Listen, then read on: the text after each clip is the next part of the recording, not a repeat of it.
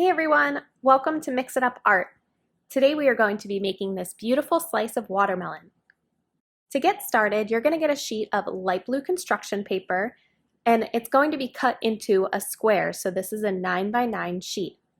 We're going to start with some white paint, and what we're going to do is just kind of outline where we're going to have our watermelon slice. So I'm going to start at the bottom corner here. I'm not going to go all the way to the corner. I'm going to leave a little bit of room, and I'm going to do a rainbow line to the upper right corner, again leaving a little bit of room underneath. Then what we're going to do is fill in underneath of this rainbow line, going all the way to the bottom right corner with white paint. Notice as I'm painting off of the edge of the paper, and I'm following that same rainbow shape that we started with.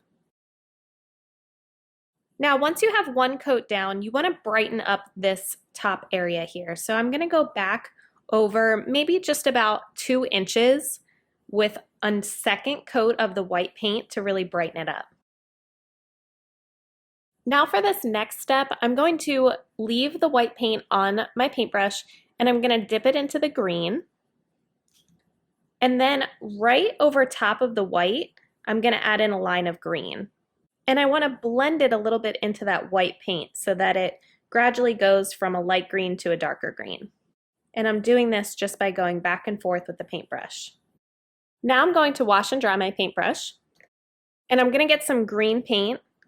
And I'm going to paint just a solid green line without any white, just above that mixed green and white line. And then again, I'm not going to clean my paintbrush. I have a little bit of blue paint over here, so I'm just going to get a bit of blue paint and some more green. And again, I'm going to add in a line just above that green line with a little bit of the blue and green. And just kind of darkens that green up and makes it a pretty like forest green. And I can even go back and add in a little more blue. You really only need a little tiny bit of blue for this, so it's better if you just use a little bit and then add more instead of too much blue and then you have a blue watermelon slice.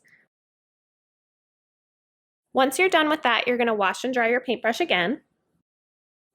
And now I'm going to get some red paint and I'm going to leave a little bit of white. So just underneath that like thick white line, I'm going to add in some red, following that same shape. And this top part here, I'd like some of the red and white to mix together.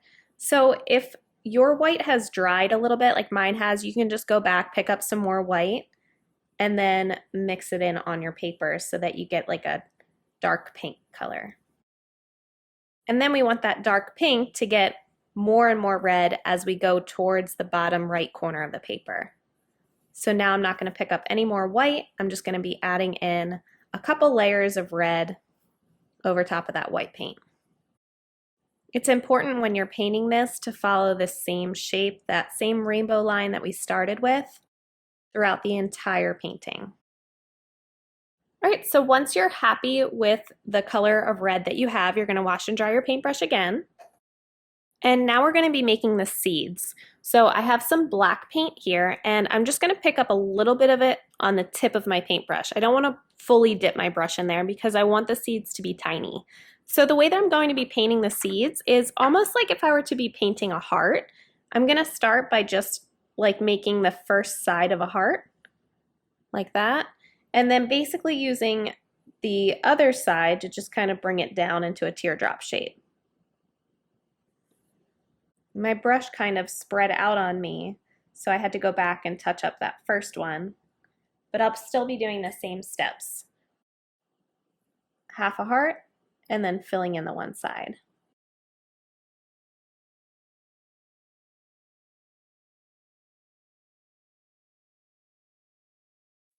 All right, so that's all there is to it, to our beautiful slice of watermelon. I hope you guys have fun with this, and as always, if you make this at home, be sure to tweet me a picture at Mix It Up Art. Have fun!